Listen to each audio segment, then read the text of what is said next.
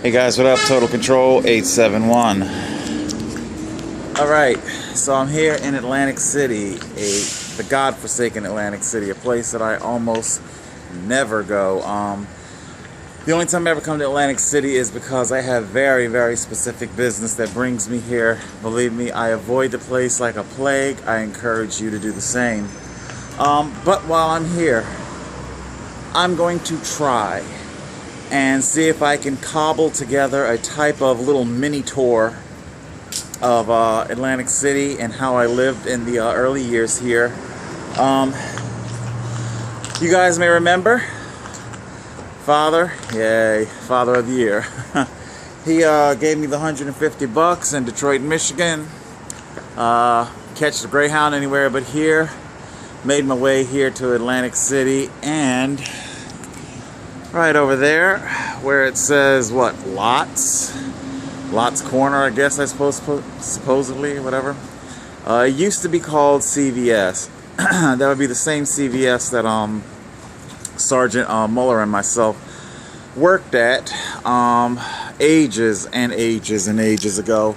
That was my very first job here in New Jersey, very first. So, you know, like I said, soon as my landing gear hit the tarmac, I was out there working and doing my best to remain as gainfully employed as possible. And well, I'll see if I can take you through a little bit of history here and see what becomes of it all. This is our county building. This is where a lot of social services, we'll just put it like that, social services are administered here. This is the place, this is the, let's see if I can, I'm not trying to put people's faces in it. This is the building where many of my armchair quarterbacks would tell me to come to get services. And unfortunately, no services are here for single men with no children. On the third floor, they deal with things like housing and things like that. A lot of it hinges on the word prevention, homelessness prevention. If you are already homeless, then they have nothing for you, especially, again, when you don't have children. As I was up there, you know, years ago, it was just that the lobby was filled with teen mothers with 2 children, bellies swollen with more children on the way. Again, I understand I probably sound like a very bitter, jaded person. Well, I guess I am a little bitter, and rightfully so. Like I said before, I have cousins that I have worked for longer than they have been alive, yet they have apartments that are funded by my tax money, you know, and everybody else's tax money. This is City Hall, directly across. It's got like that whole, what was considered postmodern construction design of the 60s. I don't know when it was actually built, but I assume somewhere in the 60s. So yeah, there's nothing for me in this building. There's nothing for anybody. Atlantic City is a very, very, it's a destitute city, and things aren't well here at all. All right, I'll show you a little bit more.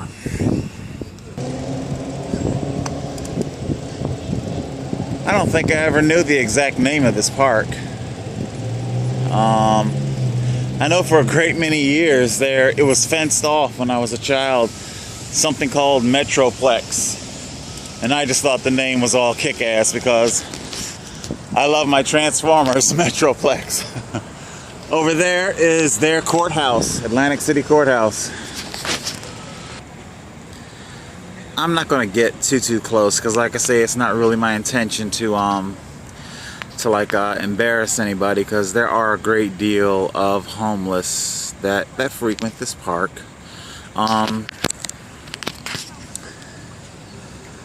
You will find no shortage of your smokers, and there's a reason why I'm bringing that up. The whole cigarettes, be it the vices, be it legal or illegal, that's what Obama was trying to tap into. He was desperately trying to get the people who can find money for things like cigarettes. And believe me, everybody just walks around just smoking. You're so poor, but you have money for cigarettes, and cigarettes are not cheap. Obama was desperately trying to get people to tap into that money, to use that money for your mandatory payment, monthly premium for Obamacare, to fund it. I don't think Obama understands the nature of vices and how what drives people to them. Hopelessness, despair. When people engage in self-destructive behavior, it's usually for a reason. Obama just never seemed to be able to connect with the common man. For all his meager beginnings, you know, for all his impoverished beginnings, there was definitely a disconnect, and that's just simply the reality of the matter. So, put it like this. Put it like this. You guys often hear me speak of how I am not a cliche or typical homeless person, vices, criminal records, etc., yada, yada, yada. I fully understand and believe. I keep looking down, looking for things that are biting me. I fully understand and believe that homelessness, the conundrum of homelessness, it can't be solved by just addressing one type of homeless person. The solution for homelessness is going to have to be all-encompassing. It is going to have to include the drug addict, the career criminal, you know. I've got some thoughts that I'll say about that maybe in another video, but what can I say? For Atlantic City, a place that is just it won't be able to selectively choose who it helps. You're either going to have to help everybody or nobody. That's just simply how it works. I'll say more about that later. Alright guys, here we are, Baccarat Boulevard. This is the rear of the Atlantic City Convention Center, where they host like a whole bunch of things. Car shows, boat shows. I think they still hold the Miss America thing up at the first convention hall on the boardwalk. Something I want to say about this place.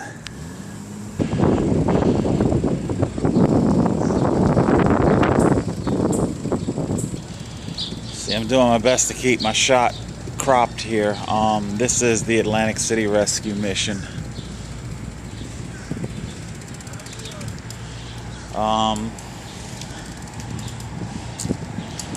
Hold on. So yeah, this is our Atlantic City Rescue Mission. Bicycles are not allowed inside. I'm using the gates here to keep everybody's identity obscured.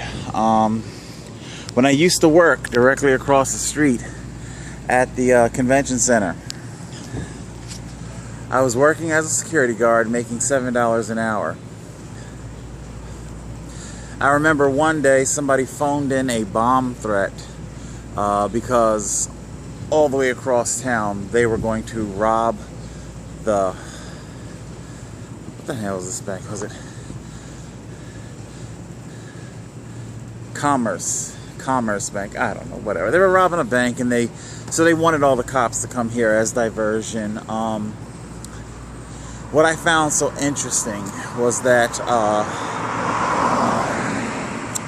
it was we security, $7 an hour security, not the $30 and $40 an hour police officers, but we $7 an hour security. We were the ones that were tasked with walking the entire structure and looking for concealed bombs. And they told us to not use our radios for fear that the transmission might cause the bomb to ignite. Thankfully, it was just a threat. Like I said, diversion to you know. And no, bomb squads, highly paid people were not tasked with that. People who they deemed to be disposable, contract hourly security guards. We weren't seen as anything, you know. We're disposable humans. I really don't know any other way of saying it. That's how we were treated. I remember, and I'm doing my best not to speak disparagingly of my fellow homeless, but let's be real here. Like I said, I'm not here to put halos over anybody's head or to unnecessarily vilify them. But this mission is extremely dangerous at night. Very dangerous. And the exit, or at least one of the exits, would be right there.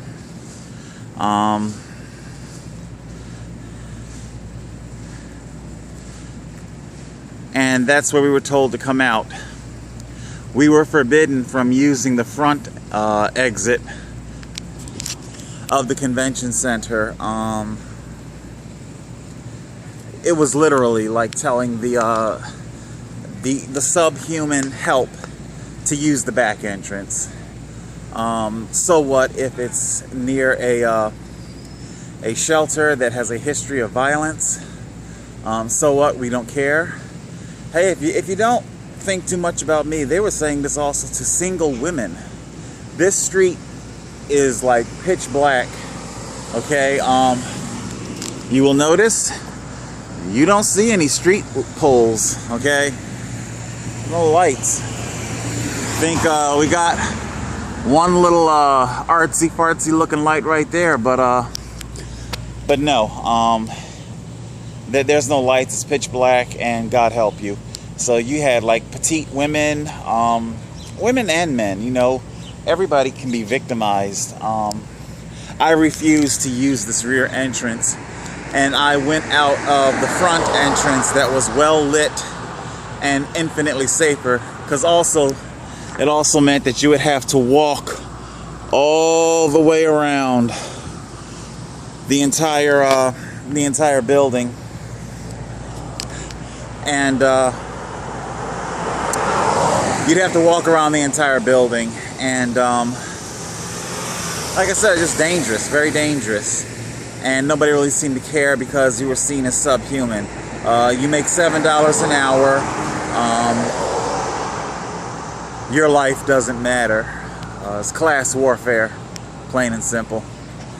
And yeah, this shelter, it just simply isn't safe. Not for me and not for the Black Rider. I just want to give you context here. That's why I'm recording. I want you to see just how close it is. Just how close. Yep. Right around the corner. A bar.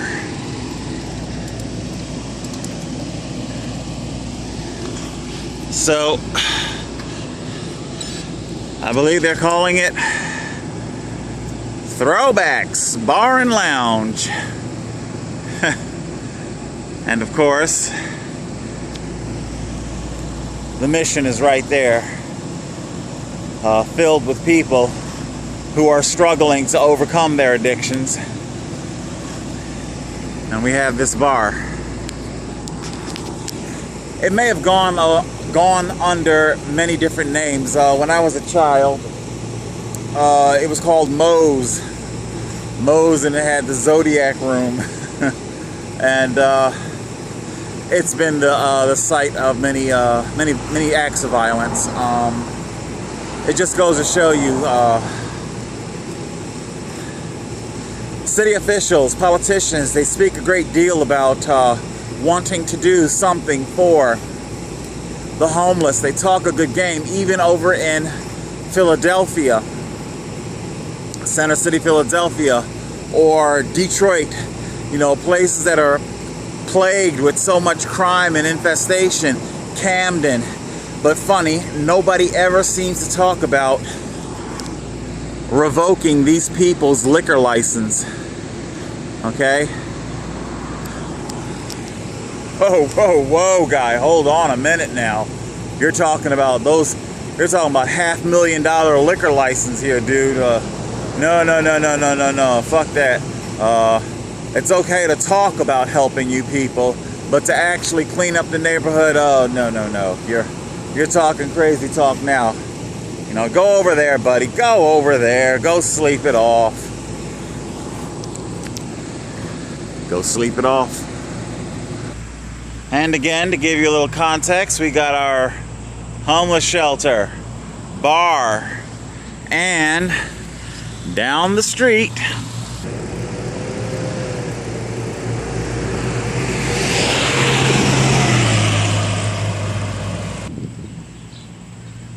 is a playground that holds a lot of dark memories for me.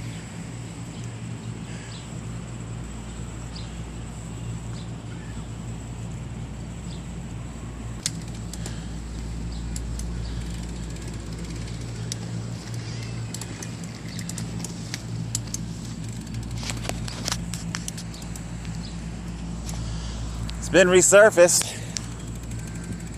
There's no real playground equipment anymore. Although, we do still have. They're different swings though. Not the same one my buddy and I were on.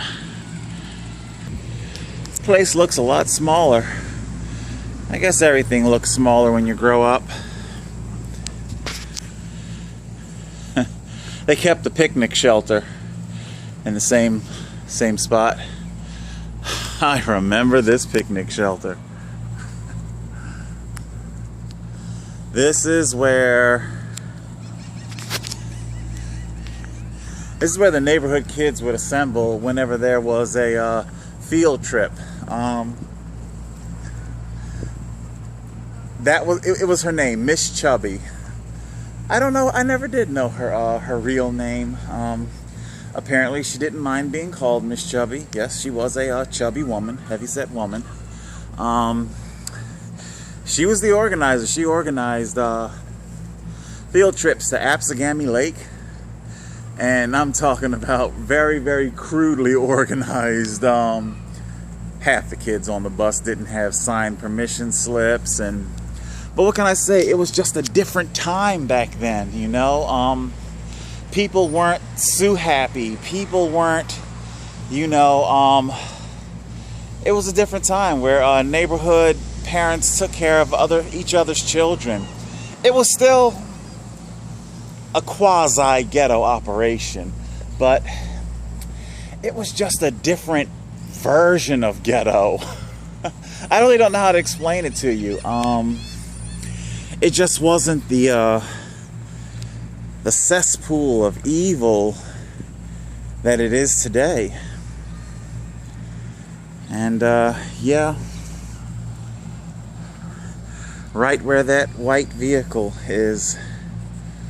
was the stranger who came and approached me and my young friend.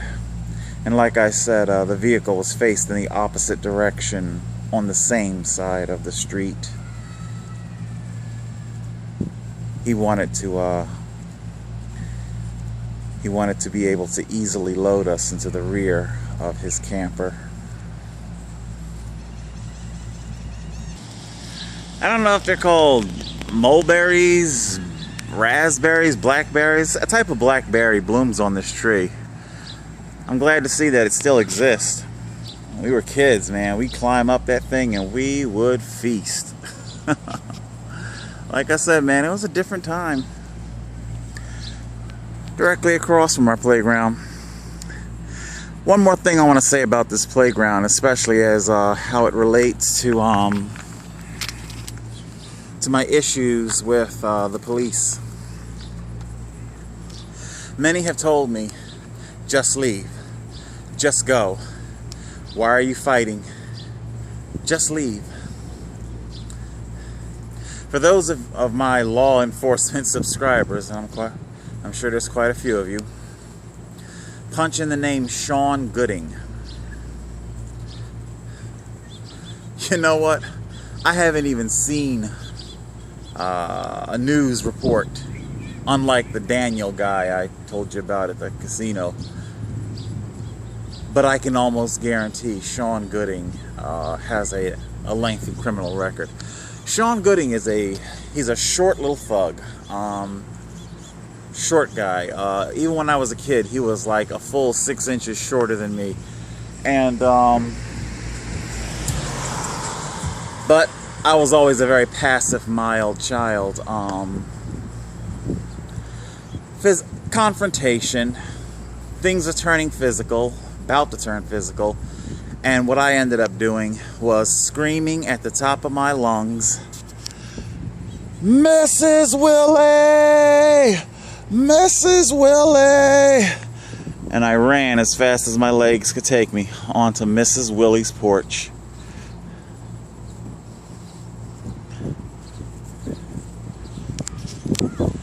You know, I don't know her first or last name. I do know that she was a white woman and married a black man, Mr. Willie. And she had a few biracial children, much like myself. Anyway, I ran. And there was a very important lesson that I learned about running from a schoolyard or a playground bully. Don't ever do it. This is where I ended up running into Sean Gooding again, and a couple of weeks after racing away.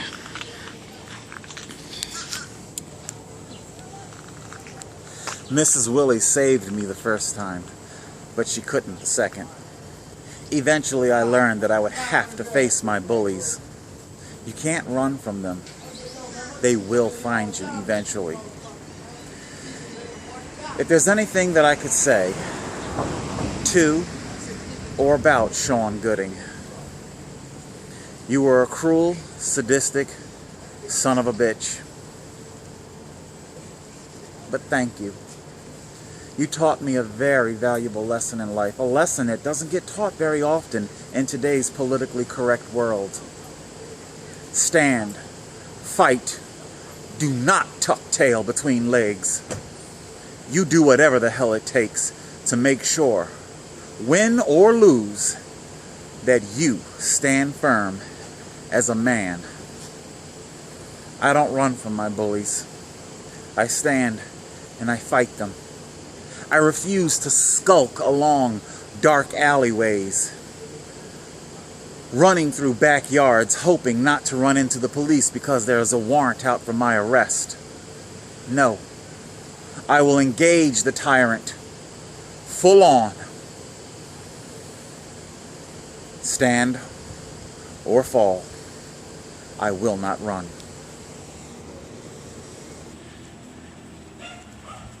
Now normally, I don't ride on sidewalks, as you well know. But today I brought you here for a very special reason. This sidewalk is very special to me. You see, I may have learned that I had uncanny riding stamina in the late 90s, but it was here on this street, Michigan Avenue, that something happened, like a light switch. My grandmother, Lord rest her soul, she had been paying neighborhood kids to try and teach me, older kids, to try and teach me how to ride a bicycle, and it just wasn't catching for whatever reason. And congregated here on that corner, that very corner, there was a myriad of my boyhood chums, and they were all preparing for flight, so to speak. And I was there, and I didn't want to be left behind, but I couldn't ride with them because I just hadn't mastered to learn it yet. But then something strange kind of happened. Almost as if, well, dare I say, do I want to say I heard a voice? It wasn't a voice, just a type of calling. It came out to me, and it just said, try it. Just try it.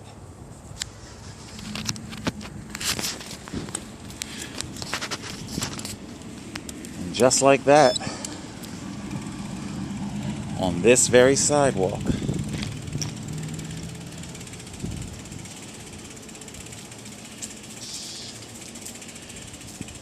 total control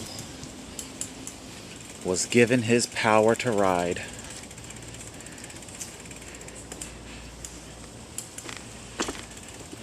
The sidewalk's definitely a lot different nowadays. I believe my grandmommy, Lord rest her soul, she paid about maybe $15 for my little BMX style bicycle.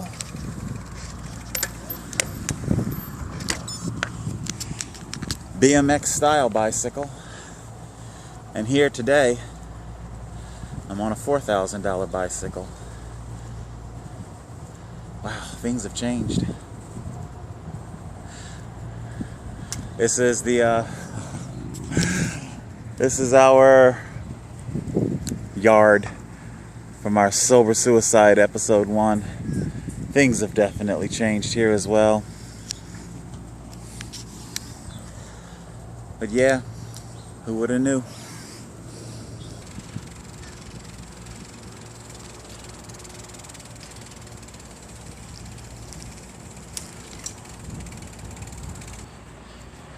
This is where 913 Emerson Avenue used to stand.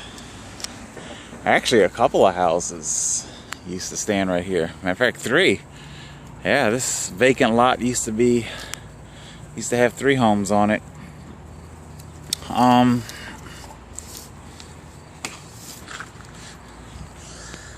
This is where my father brought my sister and I after absconding away from Florida. Child laws were different then. It wasn't necessarily called abduction. He was black, my mother was white. The local sheriff in Florida, I would later, many years later, come to learn that he told her basically, let the nigger have his mutt children. Next time, stay with your own kind. So that was basically all the help she got from local law enforcement. This home has a lot of dark memories. A lot of physical abuse, sexual abuse.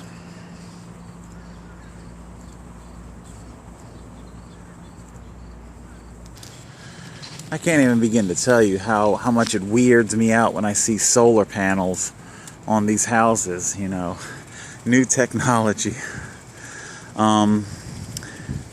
So like I said before, my father paid a lot of money for me and my sister to go to Catholic school. He also hired our older cousins, who were like 13, 14 at the time, to escort us to that school. They would take the money but fail to do the job, and my sister would end up 5 years old walking to school all by herself. Until one day there was an old woman, newly retired, peering out of the window.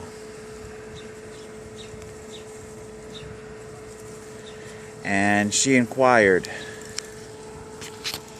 as to why my sister was crying. My sister told her that she was hungry, hadn't been fed breakfast. She took her in her house here, fed her, and then took her to school. This repeated itself a few times before The woman wanted to know who's sending their child to a Catholic school of all places, Hungary. After making inquiries, she went and paid my father a visit, and it was decided that both my sister and I would come and stay here. 1924 Grant Avenue. God, that's been ages ago. Seems like only yesterday that there was a tiny little tricycle that I would park right there and go inside, and I'd have lunch.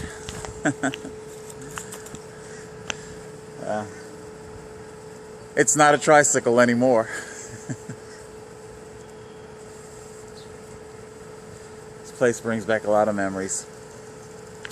And I'm sure one thing my grandmother would not be thrilled about was that this utility pole still, to this day, oozes tar at the base of it. And yes, on hot days like today, I couldn't help myself. I would take sticks and I would stick it in the tar, and I'd play with the tar, and I'd try to be as careful as I can. But I would always end up tracking it into the house. Oh, God. I told you, I could be a shit. I could be a little shit. Oh my God, the neighbors, it would appear that Miss D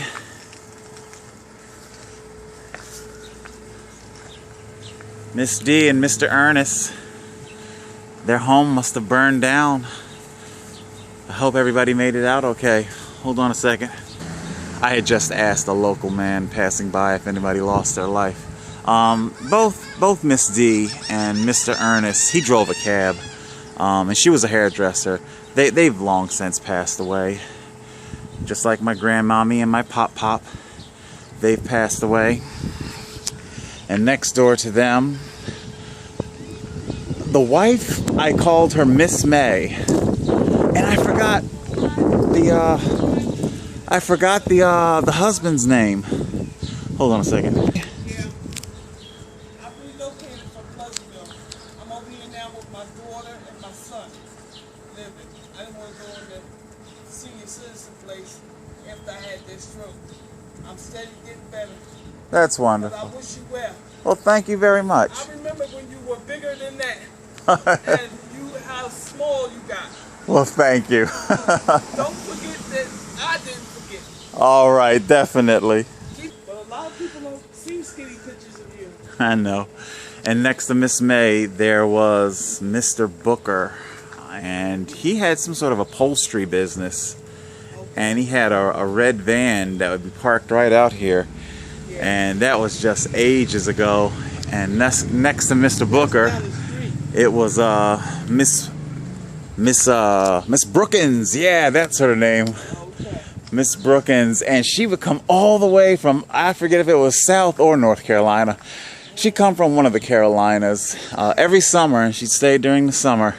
And it was in, even back then, it was an old car. It was a Pontiac Bonneville.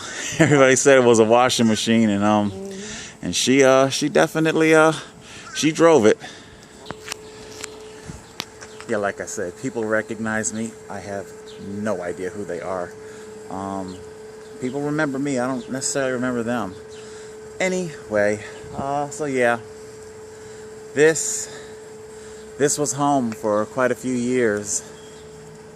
Unfortunately, darkness found me here as well. Unfortunately, it found my sister here as well. I'll talk about that another time, or maybe not. That's my sister's story to tell, not mine. Why does evil always seem to find a way to just crash everything?